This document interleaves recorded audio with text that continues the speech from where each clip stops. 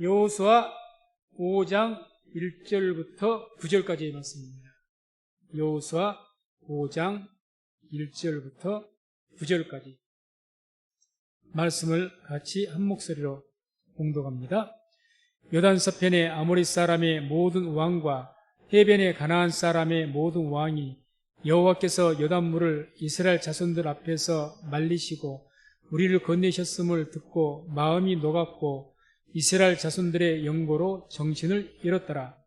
그때 여호와께서 여호수아에게 이르시되 너는 부싯돌로 칼을 만들어 이스라엘 자손들에게 다시 할례를 행하라 하시매 여호수아가 부싯돌로 칼을 만들어 할례산에서 이스라엘 자손들에게 할례를 행하니라.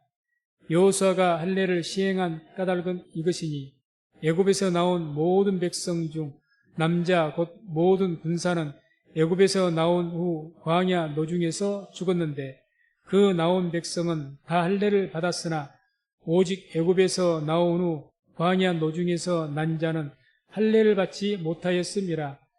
이스라엘 자손들이 여호와의 말씀을 청종치 아니하므로 여호와께서 그들에게 대하여 맹세하사 그들의 열조에게 맹세하여 우리에게 주마하신 땅 곧 젖과 꿀이 흐르는 땅을 그들로 보지 못하게 하리라 하시매 애굽에서 나온 족속 곧 군사들이 다 멸절하기까지 40년 동안을 광야에 행하였더니 그들의 대를 잇게 하신 이 자손에게 여호수아가 할례를 행하였으니 길에서는 그들에게 할례를 행치 못하였으므로 할례 없는 자가 되었음이었더라.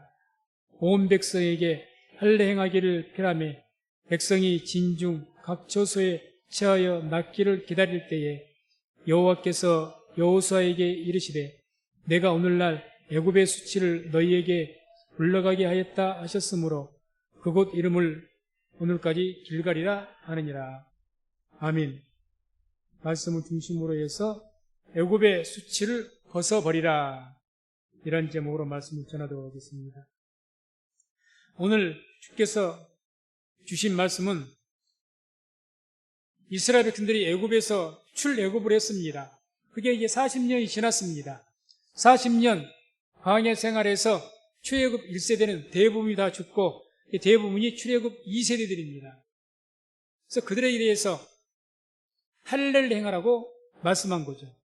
그래서 4절 5절에 이런 말씀이 나오죠. 여호수아가 할례를 시행한 까닭은 이것이니 애굽에서 나온 모든 백성 중 남자 곧 모든 군사는 애굽에서 나온 후 광야 노중에서 죽었는데 그 나온 백성은 다 할례를 받았으나 오직 애굽에서 나온 후 광야 노중에서 난 자는 할례를 받지 못하였음이라. 그래서 다른 모든 백성들은 애굽에 있었던 출애굽 1세대는 애굽의 안에서 살 때 할례를 받았다는 거죠. 그래서 이미 아브라함 때부터 난지 8일 만에 할례를 받는 것은 이스라엘 백성들에게 의무였으니까 받았을 겁니다. 그런데 이제 출애굽을 한 뒤에 광야에서 태어난 자녀들이 있을 것 아닙니까? 40년 동안에. 거기에 있던 출애굽 2세대 자녀들은 할례를 받지 못한 겁니다. 그래서 그들에게 요단강을 건너고 이제 길갈이라는 곳에 거기에서 하나님께서 너희가 다 할례를 받아라, 할례를 시행해라 해서 할례를 시행하게 됩니다. 할례라는 것은 이게 어떤 의미인가? 할례는 유대인들에게, 이스라엘 백성들에게 대단히 중요한 의미입니다. 결론적으로 말한다면 할례는 오늘날 우리들에게 말한다면 침례를 받는 것을 말합니다. 침례 받는 것, 세례 받는 것. 그래서 한마디로 침례를 받음으로 우리가 하나님의 자녀가 된 것처럼 할례를 받음으로 이스라엘 백성들은 하나님의 백성이 되었습니다. 이게 외적인 사람 몸의 표시가 되는 거죠. 창세기 17장 11절로 14절을 보게 되면 이런 말씀이 나옵니다. 너희는 양피를 베어라. 이것이 나와 너희 사이의 언약의 표징이니라. 대대로 남자는 집에서 난 자나 혹 너희 자손이 아니요 이방 사람에게서 돈으로 산 자를 물어나고 난지 8일 만에 할례를 받을 것이라. 너희 집에서 난 자든지 너희 돈으로 산 자든지 할례를 받아야 하리니 이에 내 언약이 너희 살에 있어 영원한 언약이 되려니와 할례를 받지 아니한 남자 곧 그 양피를 베지 아니하는 자는 백성 중에서 끊어지리니 그가 내 언약을 배반하였음이니라. 할례는 이 할례 언약을 통해서, 할례를 하는 것을 통해서, 그 언약을 통해서 하나님의 백성이 되는 것을 증거하는 표시가 됩니다. 그래서 할례를 받지 않으면 백성 중에서 끊어질 것이다 말씀한 거죠. 그래서 하나님께서는 이 할례를 시행할 때 언약을 함께 주셨습니다. 이 할례를 행함으로 너희는 나의 백성이 된다. 나는 너희들 하나님 될 것이다. 그래서 창세기 17장 7절에 이런 말씀이 나와요. 함께 말씀을 합독합니다. 내가 내 언약을 나와 너와 내 대대 후손 사이에 세워서 영원한 언약을 삼고 너와 내 후손의 하나님이 되리라. 아멘.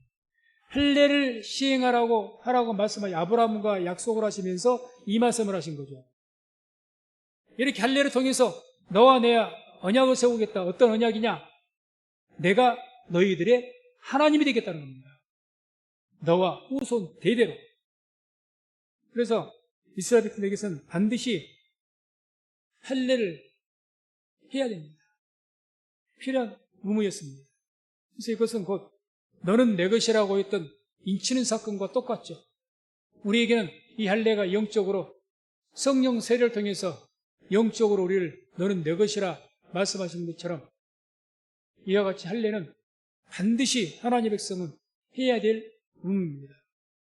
그런데 이제 오늘 주님께서 이 백성들에게 출애굽 2세대에게 할례를 행하라고 말씀하시면서 이런 말씀을 합니다. 9절 보면 여호와께서 여호수아에게 이르시되 내가 오늘날 애굽의 수치를 너희에게 굴러가게 하였다 하셨으므로 그곳 이름을 오늘까지 길갈이라 하느니라. 길갈 이 말의 뜻이 뭔 뜻이냐? 굴려보내다 이 뜻입니다. 뭔 뜻은? 그래서 이 애굽의 수치를 할례를 너희가 시행함을 통해서 애굽의 수치를 내가 굴려버리겠다, 없애버리겠다, 제거하겠다는 거죠. 그러면 우리는 이제 말씀을 통해서 이 애굽의 수치가 과연 뭔가 하나님께서 이스라엘 백성들에게 있는 애굽의 수치 좋지 않는 거죠. 뭔가 좋지 않는 것 그것을 잘라내서 굴려버리겠다는 겁니다. 제거해야겠다는 거죠. 대단히 어떤 좋은 것을 말씀하신 것 같은데 그것을 알기 위해서는 도대체 애굽의 수치가 뭘까? 이걸 이제 우리가 말씀을 통해서 알아야 될 겁니다. 우리가 마찬가지로 회개해서 예수님을 영접해서 침례를 받고 성령 세례를 받을 때 이런 애굽의 수치와 같은 그런 것들이 불려져서 떠나버린단 말입니다. 그렇기 때문에 이 애굽의 수치가 무엇인가를 밝히는 것이 오늘 말씀에 있어서는 대단히 중요한 일입니다. 애굽의 수치가 뭘까? 첫 번째로 생각할 수 있는 것은 불순종의 수치를 말합니다. 하나님을 말씀 믿지 않고 불순종한 수치. 6절 보면 이런 말씀이 나옵니다. 이스라엘 자손들이 여호와의 말씀을 청종치 아니하므로 여호와께서 그들에게 대하여 맹세하사 결과 40년 동안 광야에 행하였다. 이 말씀이 나오죠. 어떤 사건을 말씀한 겁니까? 12 정탐꾼을 가나안 땅에 보냈던 사건을 말하는 겁니다.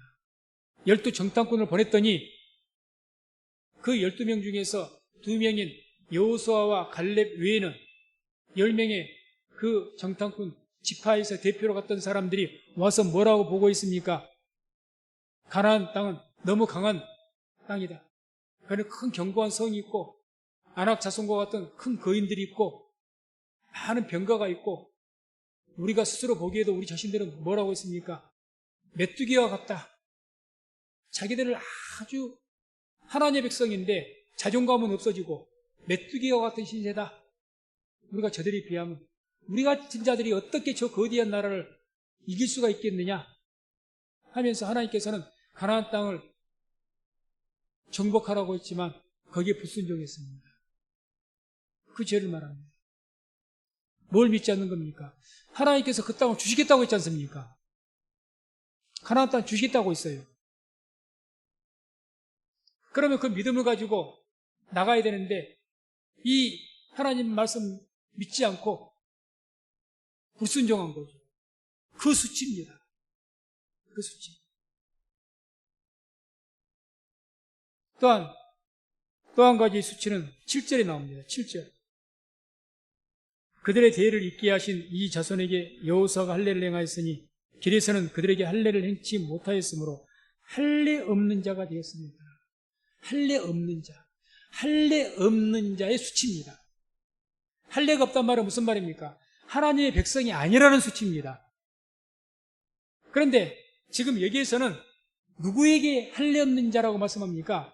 하나님의 선택된 백성이 이스라엘 백성들에게 하는 말씀 아닙니까? 그럼 이게 무슨 말씀일까요? 할례 없는 자 같이 되었다. 너희가. 오늘날로 말한다면 세례를 받고 예수를 믿는데 예수 없이 하나님 없이 사는 자를 말합니다. 할례 없는 자.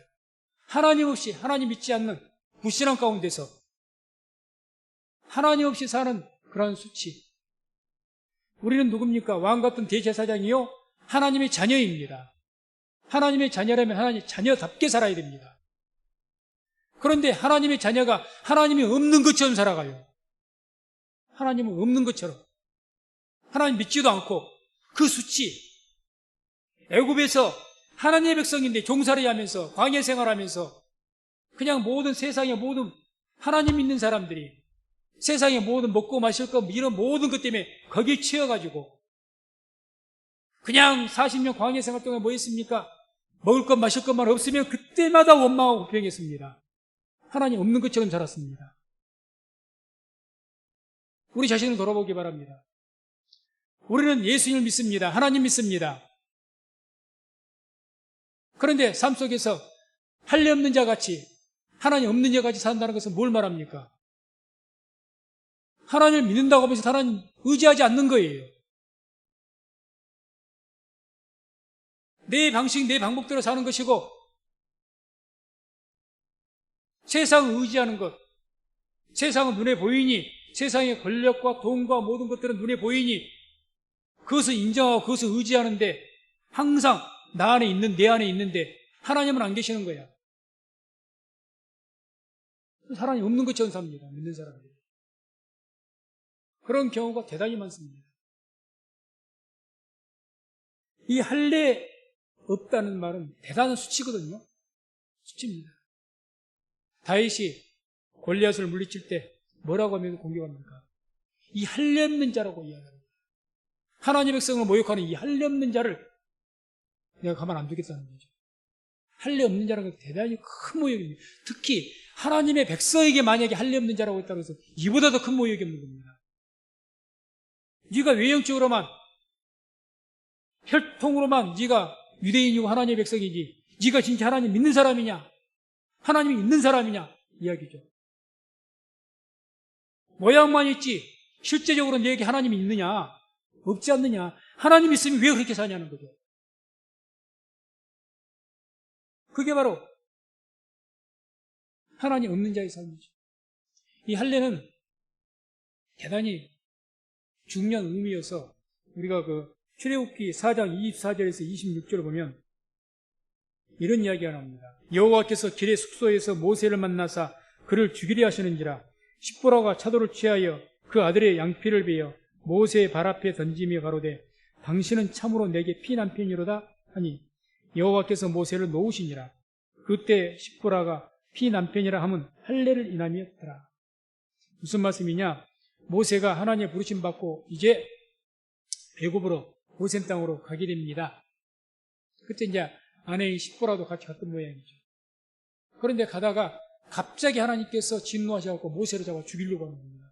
아내가 옆에서 보니까 그래서 왜 그런 거 했더니 그 모세 아들이 이제 게르솜이 있죠. 게르솜. 이 아이를 할례를 안 했던 거예요. 그래서 모세를 죽이려고 하신 겁니다. 그때 깜짝 놀래가지고 이 모세 아내가 자식의 할례를 했는 거죠. 그러니까 하나님께서 그를 놓아주셨다, 살려주셨다. 이 말씀입니다. 이걸 통해서 우리가 뭘 할 수가 있느냐? 하나님의 백성들에게 할례를 받지 않으면 하나님께서 그만큼 진노하십니다. 대단히 중요한 문제죠. 지금 어디에서 그런 일이 일어난 겁니까? 길에서. 어떤 길에서? 미디안에서 애굽에 있는 고센 땅으로 가려면 먼 길이거든요.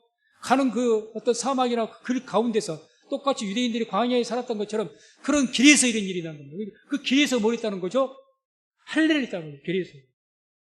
그러면 자, 이 말씀을 가지고 우리가 이렇게 보죠. 왜 그러면 출애굽 2세대들은 광야에서 할례를 하지 않았을까? 이렇게 중대한데 왜 이 할례를 하지 않았을까? 한마디로 말씀드리면 이스라엘 백성들은 하나님께서 자기들과 함께 하신다든지 하나님의 언약을 가나안 땅을 주시다는 그 언약을 완전히 믿지 않는 거예요. 불신앙이죠. 불신앙. 하나님은 아는데 하나님을 믿지는 않습니다. 예수님도 그런 말씀하셨죠. 너희가 나를 믿으니 하나님 믿어라. 하나님은 아는데 하나님 믿지는 않아요. 예수님은 아는데 예수님 믿지는 않아요. 말씀을 안다고 하는데 말씀을 믿지는 않아요. 그게 하나님이 없는 자입니다. 할례 없는 자입니다. 불신앙이죠, 불신앙. 그게 패역한 세대입니다. 차라리 아예 아무것도 모르면은 처음으로 전도하는 것처럼 복음이라도 전하죠. 다 안다고 해요. 예수님도 알고 말씀도 알고 기도도 알고 다 알아. 잘한대. 믿진 않아.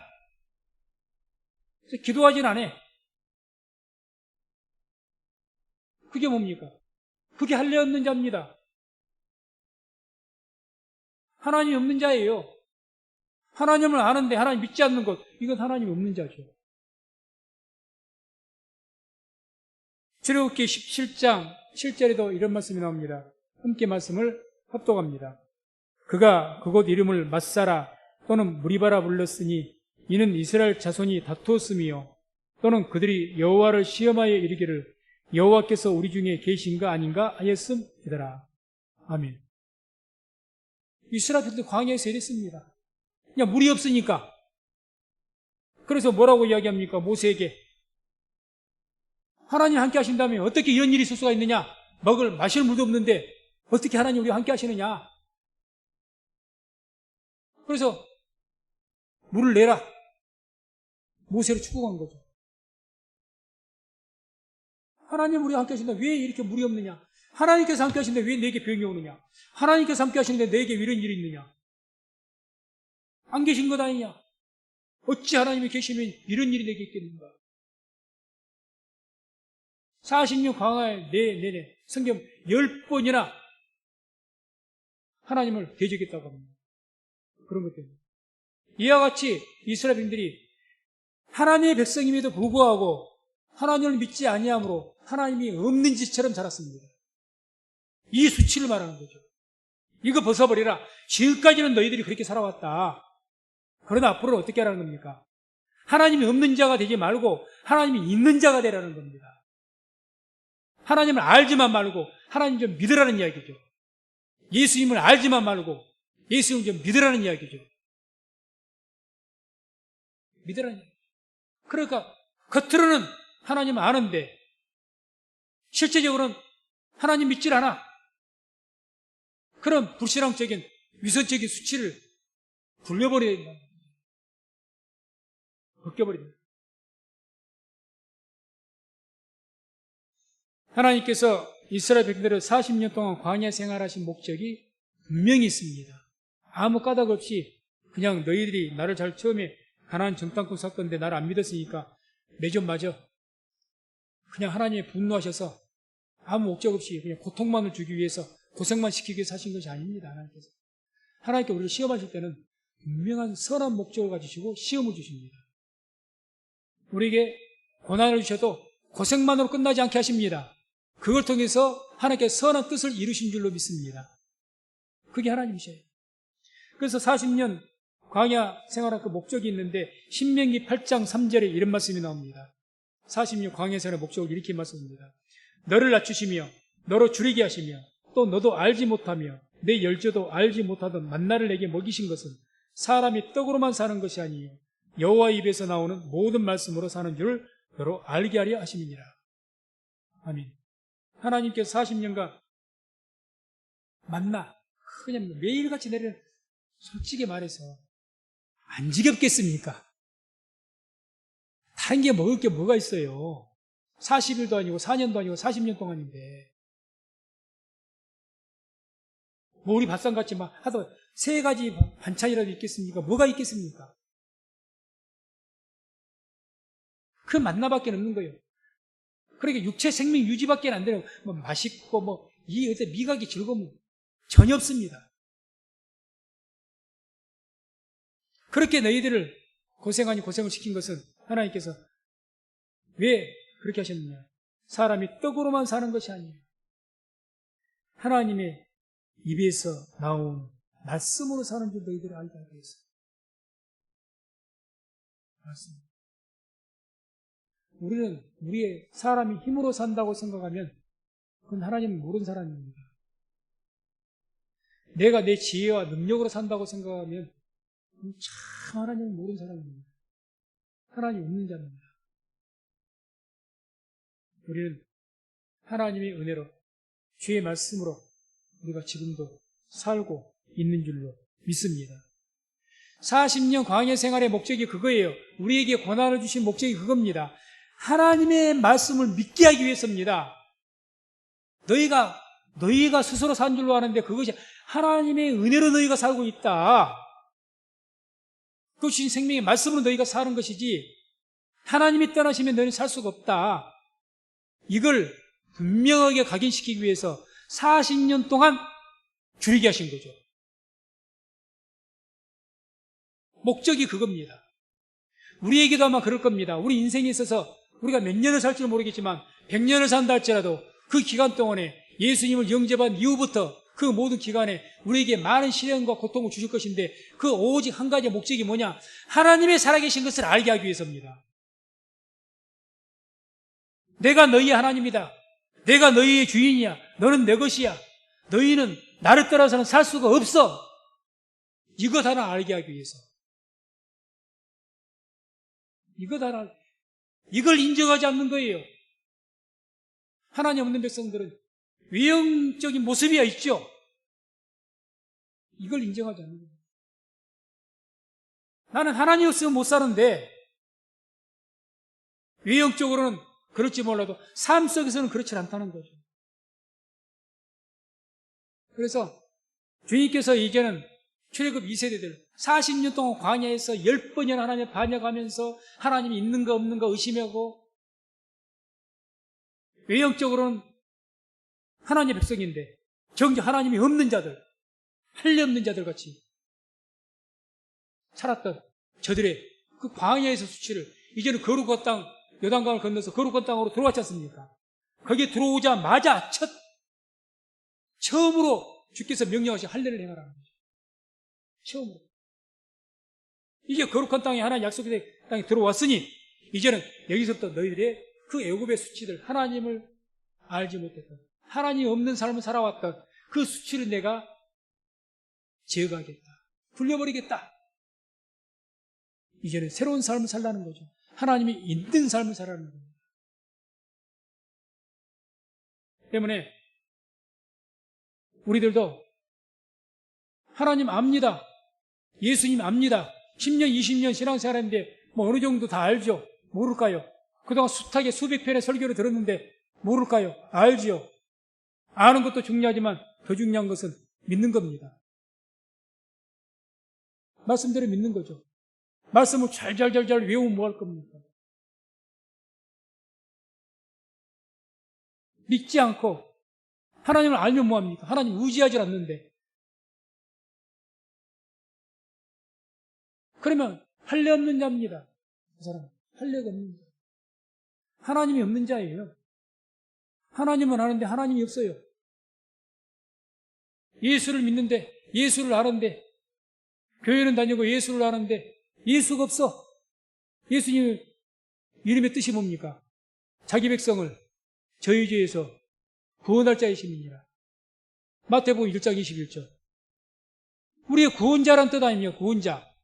우리를 구원자이신 내 삶의 모든 영역 속에서 그게 병이 됐든지 삶이 됐든지 우리 영적인 모든 일이 됐든지 그 모든 일에 우리를 구원하실 분이 예수란 말이에요. 그 예수를 안다면서 그 구원자이신 예수님께 얼마나 예수 이름으로, 구원자 이름으로 기도하십니까? 얼마나 의지하며 삽니까?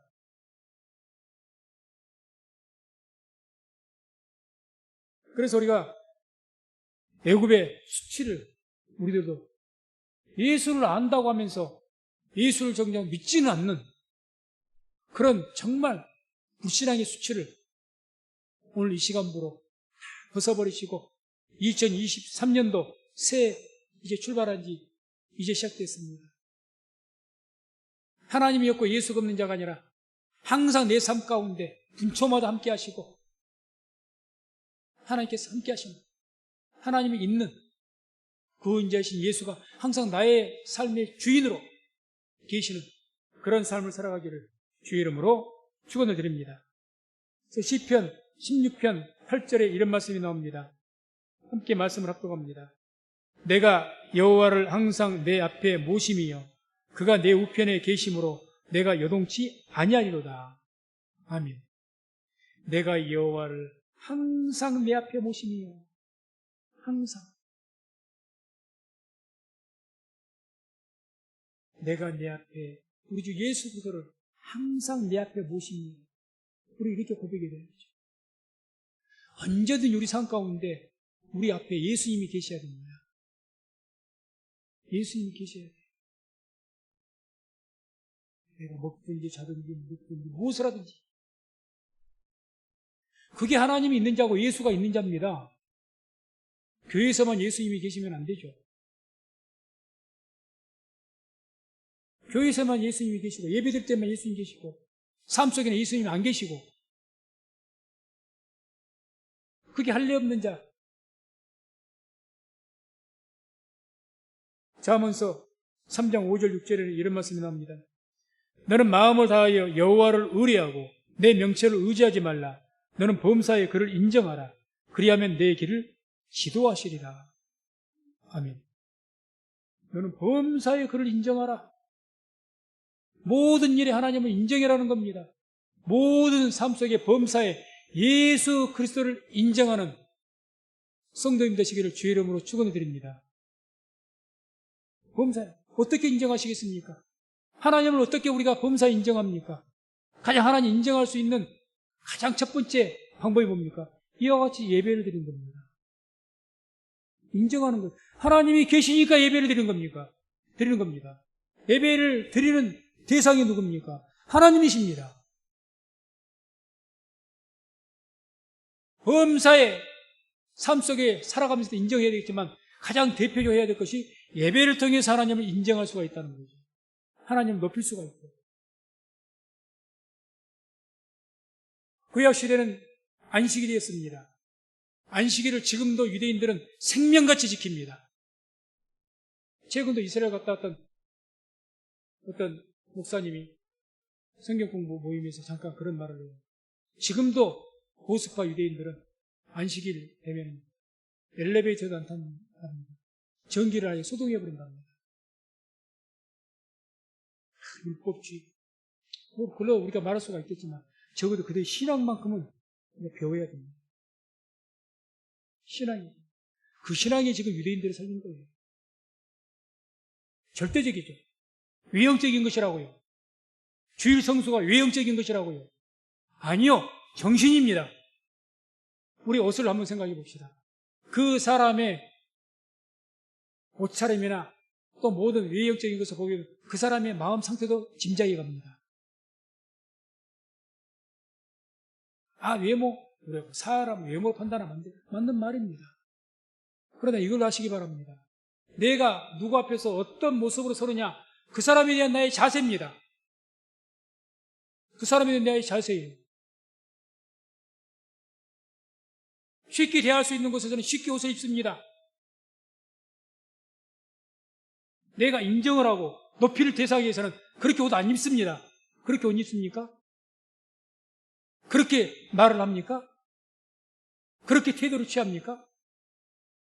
안 그러죠. 하나님 인정하려면 어떻게 해야 되는지 잘 생각하시기 바랍니다. 하나님을 인정해야죠. 그래야 내게 있는 수치가 벗어집니다.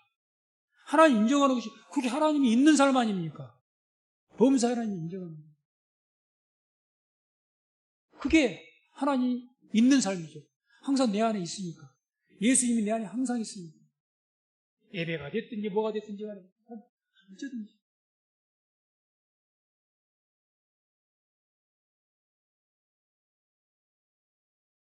이렇게 범사에 하나님을 인정하고 예수님을 인정하는 그런 삶을 사는 자는 어떤 삶을 사느냐? 순종의 종이 됩니다. 순종하는 사람이 됩니다. 왜? 하나님을 인정하기 때문에. 하나님을 나의 뭐로 인정합니까? 주인으로 인정합니다. 내 생명의 주인이시여, 내 삶의 주인이시여, 내 모든 것의 주인이시기 때문에 주라는 단어가 대단히 중요하죠. 주. 큐리오스라고 합니다. 베드로가 주여, 주, 그리스도시여, 주를 앞에 딱 세우지 않습니까? 하나님 우리의 주인이죠. 우리를 만드시고 지으신 분인 줄로 믿습니다. 창조주 아니십니까? 두말할 필요가 없죠. 하나님 우리를 택하셨죠. 너는 내 것이라 하셨죠. 주인 아닙니까? 그런데 그런 주님을 주인으로 여기질 않는 거예요. 주인으로. 주인으로 여기질 않아요. 주인으로 여기지 않는 것은 자기 마음대로 살아. 왜? 주인의 뜻대로 살아야 그 주인의 주인이죠. 주인이 있는 사람이지. 주인이 있는데 지 마음대로 산답니까? 그 주인이 없는 사람이에요. 주인이 없어. 주인이 있는 사람은 내 마음대로 안 살아요. 주인의 말씀대로 살지. 어떻게 내 마음대로 삽니까? 그러니 당연히 순종의 종이 되죠. 로마서 6장 16절에 너희 자신을 종으로 들여 누구에게 순종하든지 그 순종함을 받는 자의 종이 되는 줄 너희가 알지 못하느냐? 혹은 죄의 종으로 사망에 이르고 혹은 순종의 종으로 의에 이르느니라. 누구의 내가 종이 되는가? 하나님의 종이 되는가? 말씀의 종이 되는가? 사람의 종이 되는가? 돈의 종이 되는가? 그 이는 돈의 종이다. 하나님과는 관계가 없다. 많은 사람들이 능력을 나타내고 예수님께 와서 그런 말을 합니다. 내가 살았을 때 주의 이름으로 병도 고쳤고 많은 능력을 행했습니다. 그때 주님께서 뭐라고 하신다고 합니까? 내가 너희를 도무지 모른다. 나를 떠나가라. 능력을 일으키고 큰 일을 하는 것, 그것보다 더 중요한 것이 주님의 뜻대로 행하는 겁니다. 주님의 뜻대로. 우리는 큰 능력을 행하는 것에 포인트가 있는 거예요. 주님의 뜻대로 하는 것에 목적이 가 있어야 되는데 큰 능력을 행하는 것, 큰 일을 하는 것, 많은 것을 가지는 것, 성공하는 것, 여기에 오련 내 모든 것이 있습니다. 누가 주인이죠? 그 세상에 내가 얻고자 하는 것, 그게 주인이죠. 그것에 의해서 내가 따라 사는 거예요. 그 말에 그것에 세상에 순종하며 사는 겁니다. 말씀하세요. 누구에게 순종하든지 순종하는 자의 종이 돼. 맞는 말씀이죠. 나는 하나님의 주인이 아니야. 이렇게 되는 거예요. 범사에 이렇게 하나님 인정하는 자는 그렇기 때문에 세상에 굴복하지 않습니다. 어쩌면 당연한 이야기죠. 하나님 인정하는 자가 세상에 굴복하겠습니까? 사도행전 4장 19절 20절 보면 이런 말씀이 나옵니다. 베드로와 요한이 대답하여 가로되 하나님 앞에서 너희 말 듣는 것이 하나님 말씀 듣는 것보다 옳은가 판단하라. 우리는 보고 들은 것을 말하지 아니할 수 없다. 무슨 내용이냐? 복음을 전하다가 제사장들에게 잡혔습니다. 군사들에게 잡혔습니다. 공회에서 신문을 받습니다. 채찍을 때리면서 다시는 예수 이름으로 복음 전하지 말아라. 이렇게 전도하지 말아라 그랬어요. 그랬더니 하는 이야기예요. 하나님 앞에서 너희 말 듣는 것이 하나님 말씀 듣는 것보다 옳은가 너희도 스스로 판단해라. 내가 사람의 말을 듣겠느냐? 하나님의 말씀을 먼저 내가 듣겠느냐? 하나님의 뜻은 내가 복음을 전하는 것이 하나님의 뜻인데 내게 주 사명인데 내가 너희 말을 듣겠느냐 그 말이죠. 판단해봐라. 그래서 우리는 보고 들은 것을 말하지 않을 수 없다. 내게 사명 주셨는데 하나님 말씀에 분명하게 명백하게 내게 주신 말씀인데 이 말씀들은 내가 해야지. 네가 하지 말란다고 내가 안 하면 되겠느냐. 그게 어떻게 옳은 것이겠느냐. 그래서 담대하게 이야기하죠. 목숨으로. 갈라디아서 1장 9절 10절 보면 사도 바울이 이렇게 말합니다. 같이 말씀을 갈라디아서 1장 9절 10절 공독합니다. 우리가 전에 말하였거니와 내가 지금 다시 말하노니 만일 누구든지 너희의 받은 것 외에 다른 복음을 전하면 저주를 받을지어다. 이제 내가 사람들에게 좋게 하랴 하나님께 좋게 하랴 사람들에게 기쁨을 구하랴. 내가 지금까지 사람의 기쁨을 구하는 것이었다면 그리스도의 종이 아니니라. 아멘. 율법을 갖다가 아주 배겨가면서 하는 이야기거든요. 내가 사람들에게 좋게 하랴. 다수가 많은 사람들이 율법이 맞다 그러고 복음은 아닌데 말씀은 아닌데 그게 맞다 간다고 내가 거기 사람들의 비유 맞추기 위해서 그것을 옳다고 할 것이냐? 나는 그럴 수 없다. 내가 만약에 사람 비유를 맞추고 그것이 옳다고 나는 하나님 종 아니다. 그렇게 말씀하셨습니다. 맞지요? 흔히 세상 말에 이런 속담이 있죠. 입은 삐뚤어졌어도 말은 바로 하라고. 상황이 내 입을 비틀게 해도 왜 상황이 내 입을 비틀게 합니까? 외압이 있으니까 그걸로 인해 핍박과 어려움과 여러 가지 것들이 있으니까 입이 삐뚤어지죠. 환경에 의해서 입이 삐뚤어집니다. 문제가 생깁니다. 그럴지라도 뭐를 어떻게 하라는 겁니까? 말은 바로 하라는 겁니다. 하나님 믿는 사람은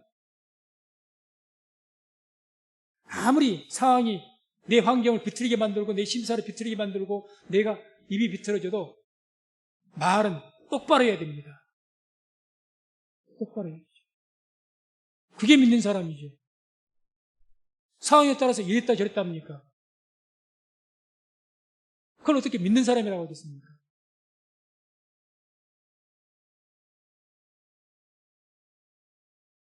그래서 우리는 하나님 믿는 사람으로 하나님의 자녀입니다.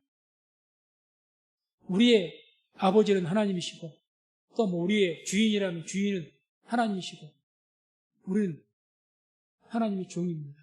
세상의 종 아닙니다. 그렇다면 세상에 의해서 타협하거나 세상에 끌려다니는 삶을 살지 마시기 바랍니다. 날마다 뒤로 물러서면서 끌려다닙니다. 질질 끌려다닙니다. 어쩔 수 없어요, 목사님. 끌려다니는 거죠. 아닌 것은 아니라고 딱 잘라야죠. 다니엘이 끌려다녔나요? 내 몸을 하나님 앞에 정결화시키겠다, 부정한 음식 먹지 않겠다. 그 다니엘 상황에 먹지 않는다고 해서 될 일이 아닙니다. 목숨 걸고 해야 돼요. 황제가 키우는, 특별하게 키우는 그런 사람들인데, 황제가 주는 음식을 안 먹어요? 죽으려고? 안 먹는다고 결단해버리지 않습니까?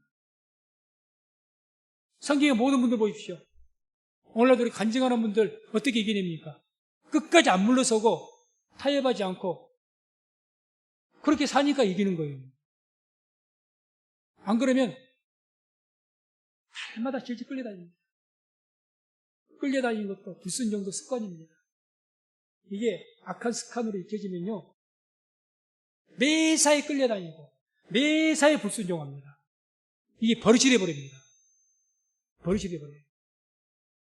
그런 악한 습관들, 그런 수치를 제거하게 되는 은혜가 있기를 주의 이름으로 축원해드립니다. 결단을 해요.